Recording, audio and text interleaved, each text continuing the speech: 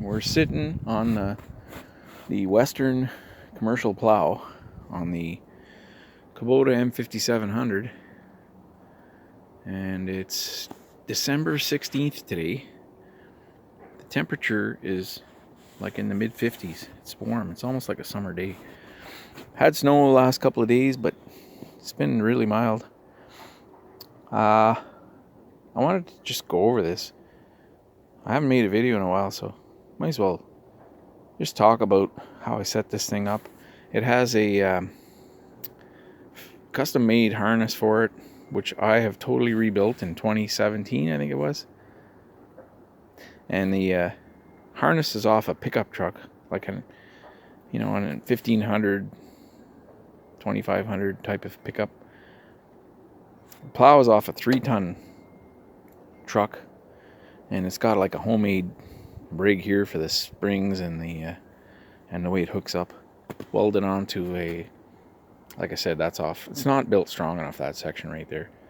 That what I call the push frame, pivot frame, but it actually works not badly.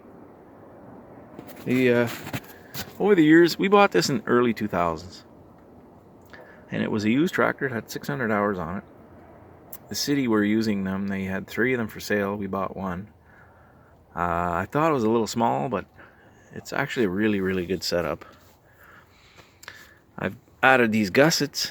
I've drilled these holes through. I've beefed this thing up. I added this flat bar down here and another one inside there. You can kind of see. I've added a 1-inch thick by 2-inch piece of flat bar down, way down underneath there, to strengthen up that center section's been ripped out twice from just banging into stuff over the years. 20 years of pushing snow.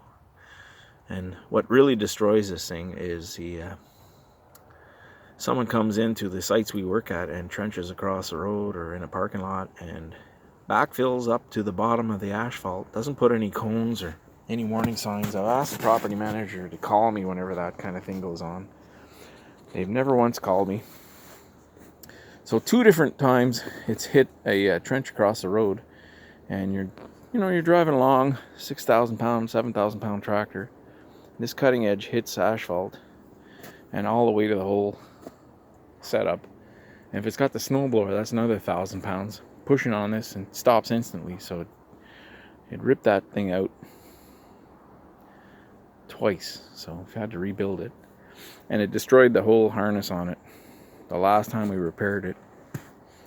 And I think the harness was like just an accumulation of lots of impacts, metal fatigue, and just totally destroyed the harness. It broke the weld in the center there, and it broke all the bolts. Every bolt except for one bolt was holding on this thing. So there wasn't enough bolts originally. There was only 2 on each side. When I built the new harness, I added a piece of metal back here. Went further back, and there was a hole back there, so I put that 3rd bolt in. On the other side, you can see where I changed the kind of design. So on this side, I copied the original harness, and then when I went to mount it on here to see how it fit, I realized there's a hole there we should use. So I added this piece of metal, and then there's this bolt, and then I added, I think there's 4 holes underneath here. There was originally only 2 bolts, so when you see 4 holes, you might as well use all 4. Actually, there might be 6. Can't even see up in there. Yeah, there's 6 holes in there. There's 2 way up in there. Well, I think there might have been 4, and I added 2 more, so there's 6 bolts in there. So there's 12 bolts holding this thing to the frame of the tractor. And then you got your 2 pinholes down here. It was quite the job to drill all those holes with the... We did not have our big 20.5-inch Rexon drill press back then. That was what made me start shopping for a bigger drill press. So I said, we got to have the right stuff if we're going to do this. We had a 13-inch drill press, just couldn't do it. I think I ended up using a hole saw, and I think I ended up possibly I used the torch. I can't remember.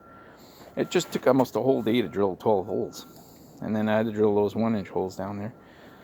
So it's a waste of time. You got to have the right stuff.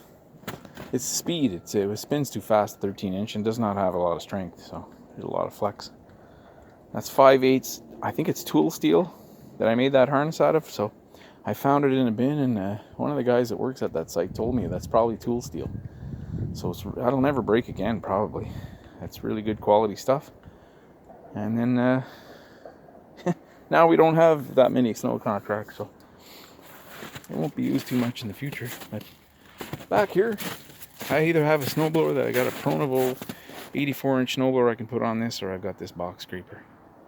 So I think for the beginning of the winter I'll use this, and then maybe if we get, they're saying we're going to get a lot of snow this winter, I may actually mount the snowblower, but if I don't have to, I won't. This works pretty good the way this is. You can back up to garage doors and loading docks and tight corners and pull snow out with this one, and then push with the front plow. So saves a lot of time. I tell you, I built two. This is the first one. I built 2 of these in 2010 and 11, I think. After the 2008, we had a record amount of snow. I should have had them built by then, but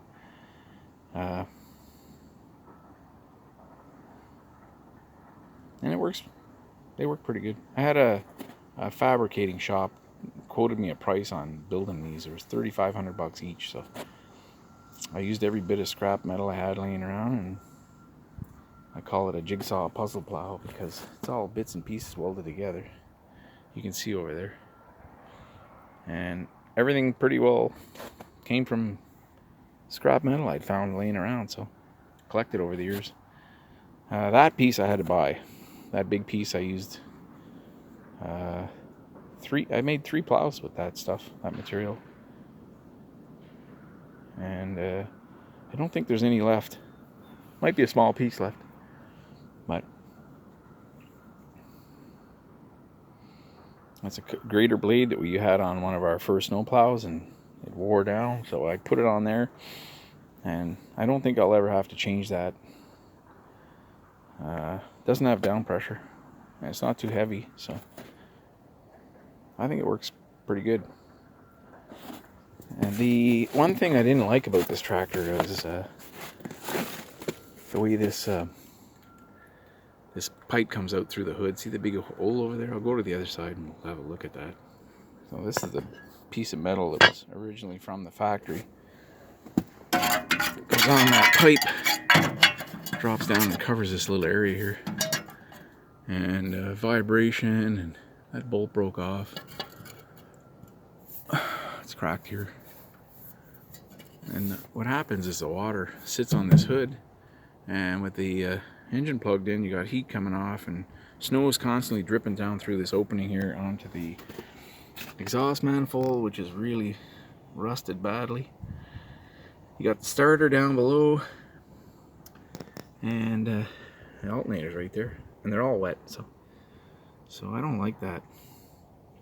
I don't like the way that was designed. It should have had a little lip around the top here. If it was actually upside down, it would be better. And then maybe drill a hole and weld a little piece of tubing in there and run a hose down and let the water drip down below the engine. So that's the plan this winter. I'm gonna work on that. And other than that, there's not really much I can complain about on this tractor. It's very fuel efficient, this little 5-cylinder engine. The belt is completely worn out on this, so I'm gonna call a dealer today. That's the only thing left I gotta do that I really want to get done before Christmas, and the rest can wait till the new year. See how that opens? So you got that big oval hole, and this stays on here, and this water's continually dripping through that opening. And then there's that belt. I think it's completely worn down because it got loose, and there's no room to tighten it anymore. So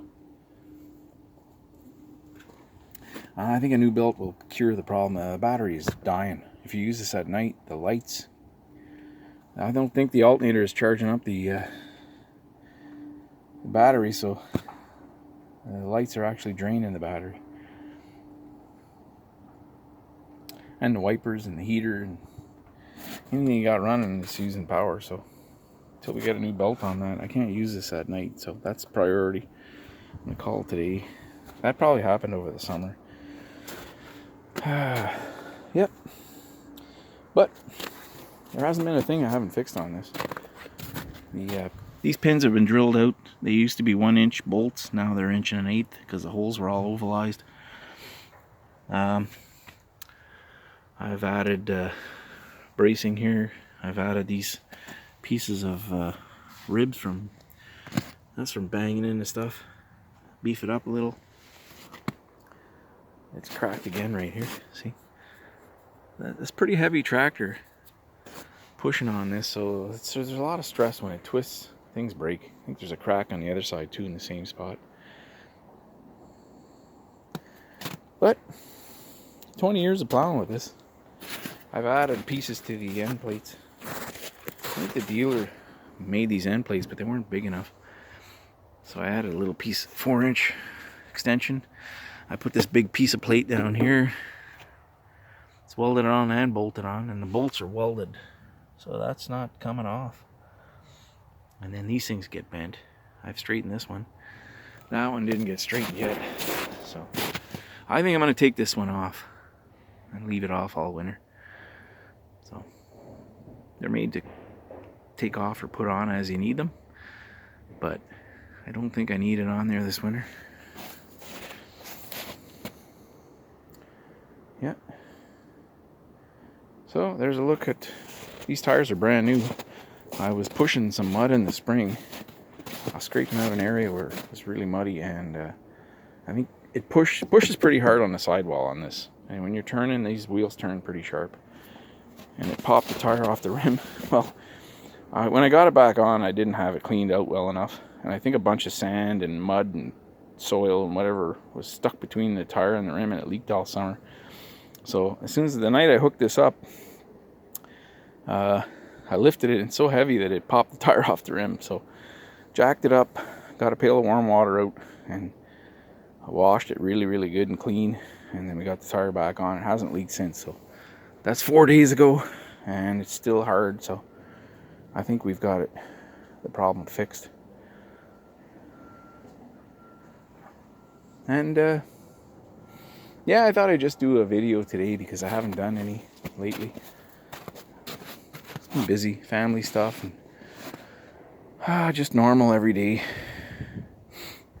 things going on.